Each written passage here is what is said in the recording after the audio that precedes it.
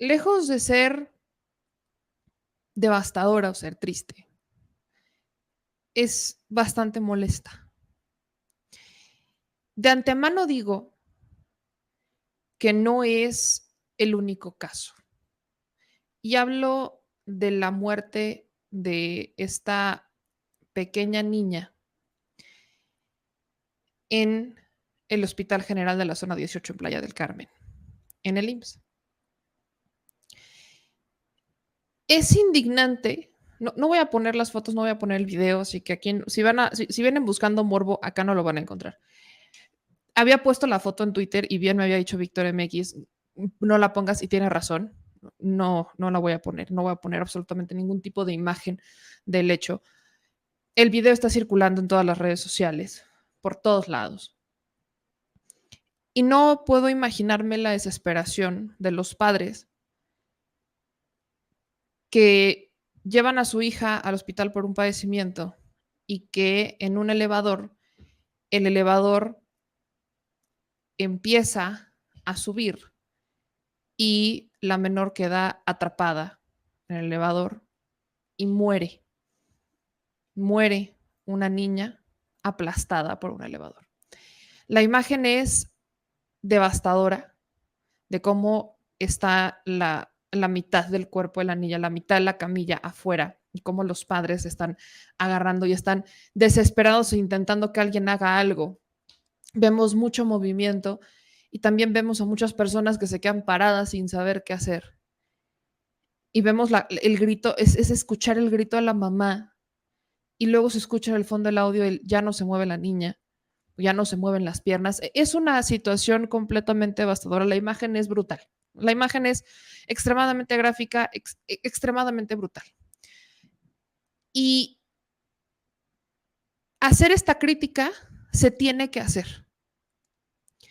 Porque una de las ambiciones más grandes de este gobierno es transformar el sistema de salud. Pero transformar un sistema de salud cuando no hay voluntades entre los que trabajan en ese sistema de salud es algo muy complicado. Es prácticamente maratónico. Y aquí estoy hablando de doctores, enfermeros, enfermeras, camilleros. Estoy hablando de sindicato. Estoy hablando de todo, porque a nivel general, transformar el IMSS es ir en contra de una institución que se corrompió, de una institución que era capaz, sus propios doctores eran capaces de robarse las medicinas que llegaban compradas por el gobierno para abastecerse de manera gratuita a los derechohabientes y robárselas para venderlas en una farmacia de su propiedad enfrente de la clínica. O sea, estamos hablando de ese tipo de corrupción. Si de eso son capaces los doctores, me queda claro que no les interesa. Por experiencia personal, hemos tenido cerca un caso, aquí, esto no fue en Ciudad de Cambio, esto fue aquí, en la Ciudad de México, de cómo lamentablemente a una mujer, a una adulta mayor, que está en una situación de salud bastante delicada, bastante triste también, que no se puede mover, que está en un estado de postración.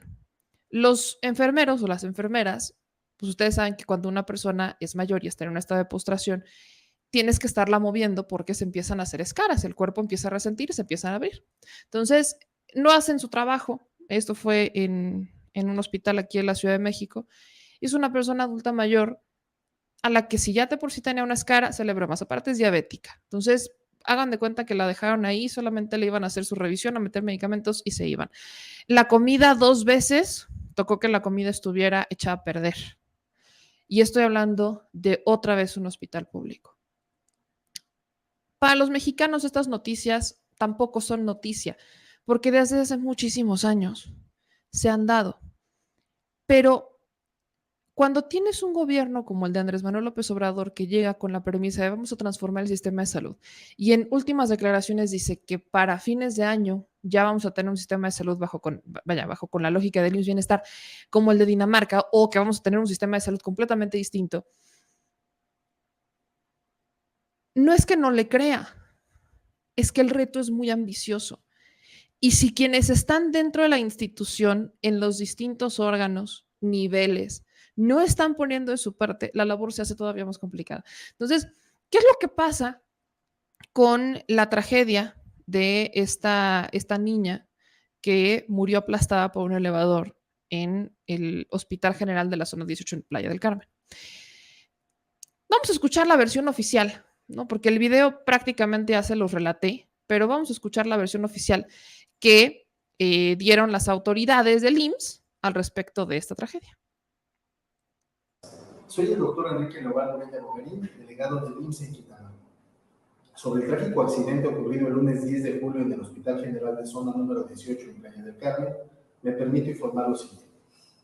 Ante todo, el Instituto Mexicano del Seguro Social lamenta profundamente el fallecimiento de la menor y expresa sus más sinceras condolencias a los familiares. La menor de edad ingresó el pasado domingo 9 de julio con diagnóstico de dengue y algunos signos de alarma. Se brindó una adecuada atención médica durante su estancia con evolución médica positiva. El día de ayer, 10 de julio, alrededor de las 22:30 horas, al ser trasladada en elevador al área de hospitalización, el elevador presentó una falla y la menor sufrió una presión que por lo mismo terminó ocasionando su sensible pérdida. Es importante informar que el mismo día de ayer, previo al accidente, se reportó la falla del elevador a las 13:10 horas. Se hizo reconocimiento de la empresa encargada del mantenimiento, Citraven Transportación Vertical en México, SADCB. Aproximadamente a las 16 horas se presentó el técnico designado por Citraven para la realización de las actividades correspondientes al diagnóstico y mantenimiento correctivo pertinente. Siendo aproximadamente las 17 horas con 10 minutos, se puede observar en los videos de las cámaras que se retiran los técnicos de dicha empresa sin dejar señales ni barreras que impidieran el uso del elevador, sin notificación alguna y sin señalización de restricción alguna en el uso del mismo. Posterior a los eventos de la noche, el hospital dio aviso a las autoridades competentes, con las cuales colaboran en la investigación, brindando las facilidades necesarias para que las acciones correspondientes se lleven a cabo. Los salvadores del Hospital General de Zona 18 son de marca ITRA y fueron adquiridos en mayo de 2016 mediante un procedimiento de licitación pública internacional en el que se adquirieron 181 elevadores de la empresa Construcciones Aribe SADCB en participación conjunta con Abastecimientos y Servicios Industriales del Toro SADCB por la cantidad de 558.6 millones de pesos masivos. A partir del mes de febrero de este año, el IMSS Quintana Roo contrató el servicio de mantenimiento preventivo a 4 elevadores ITRA instalados en el Hospital General de Zona número 18 con la empresa Transportación Vertical en México, Citrave SADCB, mediante licitación pública. El IMSS continuará realizando una investigación exhaustiva y colaborará plenamente con las autoridades estatales responsables para deslindar toda responsabilidad. Seguiremos reportando sobre el avance de las investigaciones. 80 años IMSS. Instituto Mexicano del Seguro. Ok, entonces, sabemos que el elevador ya había presentado fallas, que por eso le hablaron a la empresa a la cual le habían, para reparar los elevadores, y se fue a hacer el trabajo, pero la persona que hizo el mantenimiento se fue sin dejar ningún tipo de señalización de si estaba bien o estaba mal, simplemente no pasó. Y entonces rescatan y dicen que se da esta adjudicación, o sea, que la adjudicación de estos elevadores se da en 2016, o sea, en tiempos de Borge. Y aquí es en donde entran las críticas. La primera, yo entiendo, créanme, eso lo entiendo perfectamente, que a veces y casi siempre los hospitales públicos están saturados. Hay poco personal, también lo entiendo. Y pareciera que hacer su trabajo día con día y que pues tomarse el tiempo de supervisar a otra persona pudiera ser complicado, pero también la estructura del IMSS es muy amplia. Entonces, ¿quién es la persona responsable de supervisar los contratos de mantenimiento? ¿Quién es la persona de supervisar o a quién le informaron que habían terminado o una persona nada más agarró y se fue y no le avisó a nadie, no dijo nada, pásenle a supervisar? ¿Qué es lo que pasa? No hay nadie que haga ese trabajo en el IMSS. 2. Aquí aplica la de si ya saben cómo son, ¿por qué no se hace una revisión? Y me refiero a esto. Si los contratos de 2016 están directamente ligados a Borge, ya por ende sabemos que puede haber algo turbio. Y ahí les va una. Mencionan que estos elevadores, este contrato de los elevadores, se le da a Constructora del Caribe. Bueno, pues nada más hace falta una búsqueda en redes sociales o en Google para darse cuenta que Constructora Borge, Constructora del Caribe, fue una de las constructoras a las que Borge le estaba vendiendo los famosos terrenos. Acuérdense que Borge vendió pedazos de playa, ¿no?, a sus amigos, Barabara. Y una de estas empresas es Constructora del Caribe, que es una empresa de Juan Manuel Mercader Rodríguez y de Juan Enrique Mercader Rodríguez, quien en el sexenio de Félix González Canto recibieron contratos por 264 millones de pesos. Y además, su otro hermano, Juan Pedro Mercader Rodríguez, era el secretario de Seguridad Pública de Borge. Entonces, si estás viendo que los cuates de Borge, si una empresa, si te dicen, a ver, que no, insisto, no es como que uno oculte, Constructora del Caribe, la empresa encargada de estos elevadores, si vamos a irnos a la empresa, está ligada a Borge y a actos de corrupción. No hay nadie que supervise, que cambie, que regule, que revise. ¿Qué es lo que pasa ahí? Esa es una básica de esto. Ahora, por ahí leían, es que ¿por qué los papás no se subieron primero? Incluso el delegado en algún momento le echó la culpa al camillero y dijo que el camillero no había puesto correctamente la camilla. Y entonces le avientan la culpa al camillero. Y aquí es una cosa de aventarse responsabilidades cuando son muchos los que las tienen. No es nada más una persona, no es nada más una sola situación, no es un solo factor, son muchos. Lamentablemente, solo cuando ocurren estas tragedias es cuando las cosas cambian. ¿Qué dijo Zoé Robledo al respecto, el todavía titular del IMSS? Ante los lamentables hechos sucedidos anoche, en donde una menor perdió la vida en el Hospital General Zona 18, en Playa del Carmen, Quintana Roo, desde ayer instruimos una investigación a fondo sobre los hechos.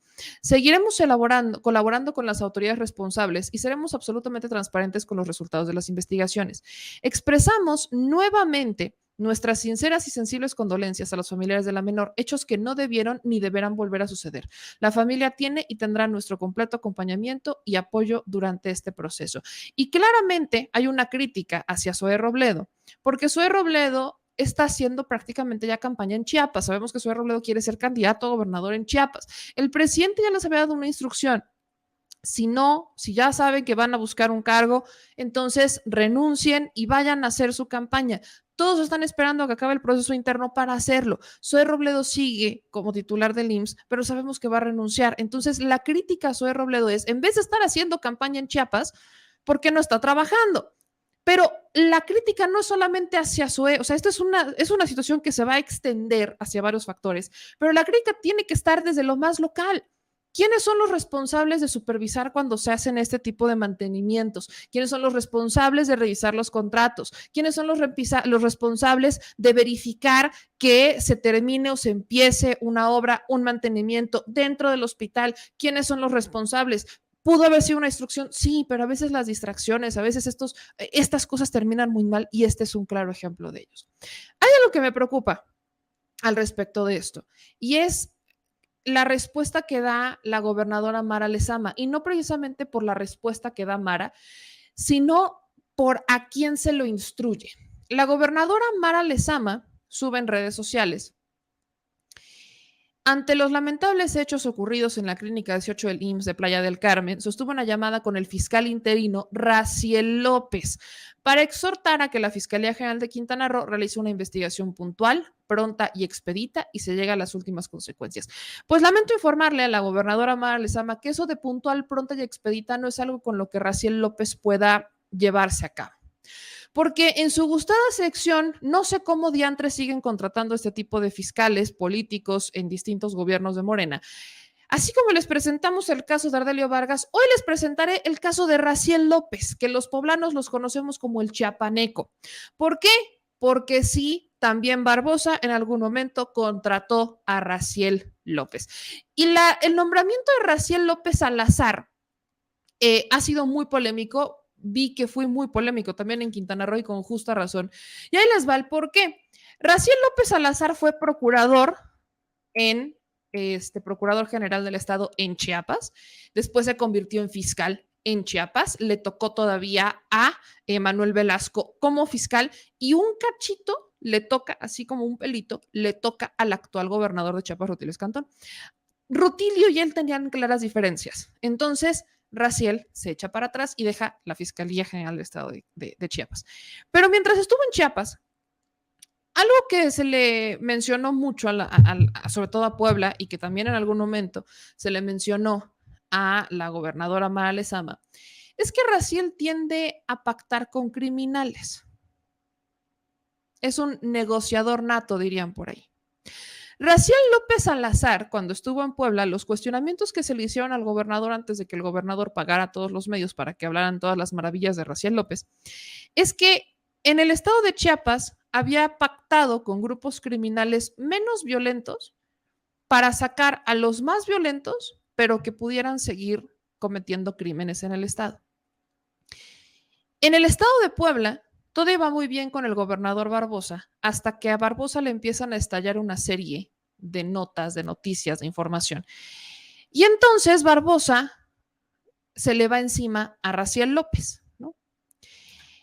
Una de las acusaciones de Barbosa en contra de Raciel López, el ahora fiscal interino de Quintana Roo, es que el narcomenudeo en Puebla incrementó un 163%, mientras Raciel López era el secretario de seguridad. Él es Raciel López. Mientras él era el secretario de seguridad, el narcomenudeo incrementó un 163% en el estado de Puebla. Pero ¿qué otra cosa pasó? ¿Se acuerdan ustedes de el niño, el bebecito que apareció en el penal de San Miguel, en Puebla? Que tuvo que intervenir el gobierno federal y que tuvieron que hacer un movimiento y que terminaron destapando una cloaca de cómo había una serie de colusión entre distintas autoridades de distintos niveles para que en un penal como el de San Miguel en Puebla pudieran entrar y salir criminales, pudieran entrar y salir sexoservidoras, pudiera entrar y salir droga. Bueno, pues Barbosa dijo que eso fue culpa de Raciel López. O sea, a Raciel López lo acusaron de encabezar una red llamada Los Chiapanecos, en la que de diversos actos de corrupción, pues estaban enriqueciendo de a 15,000 pesos por entrada y salida de sexoservidoras en el penal de San Miguel. De a 15,000 pesos era el moche que pedían distintas autoridades vinculadas y directamente mencionaban a Raciel López por andar haciendo negocios en el centro penitenciario. Esa es una. Después Barbosa dijo que lo del menor, el caso del bebé que había aparecido, del cuerpo del bebé que había aparecido en el penal, no tenía nada que ver con Raciel. Pero, vaya, el acto de corrupción ya existía. Luego, ¿qué pasó? Cuando Raciel López estuvo, Barbosa, insisto, denunciaba que hasta se habían construido cuartos para que ingresaran prostitutas. Así lo decía Barbosa. O sea, prácticamente el penal de San Miguel se había convertido en un motel. Otra de las cosas que había mencionado Barbosa es que este personaje, el actual fiscal interino de Quintana Roo, había ayudado, ¿no?, a la liberación de ciertos personajes, la liberación de 18 detenidos peligrosos, uno de ellos el Pirulí, y que había sido Raciel López, mientras estuvo al frente de la Secretaría de Seguridad Pública del Estado de Puebla, que el conflicto más grave que tuvieron durante la pandemia fue justamente el tema de los penales, del penal San Miguel y de la liberación de 18 detenidos por la evasión del Pirulí, un peligroso asesino. Este señor terminó renunciando, Raciel López termina renunciando a la Secretaría de Seguridad cuando se empiezan a dar todas estas polémicas, cuando a Barbosa, o sea, Barbosa primero lo defendió, luego se le fue encima, cuando los medios se le fueron encima a Barbosa y la cosa estalla.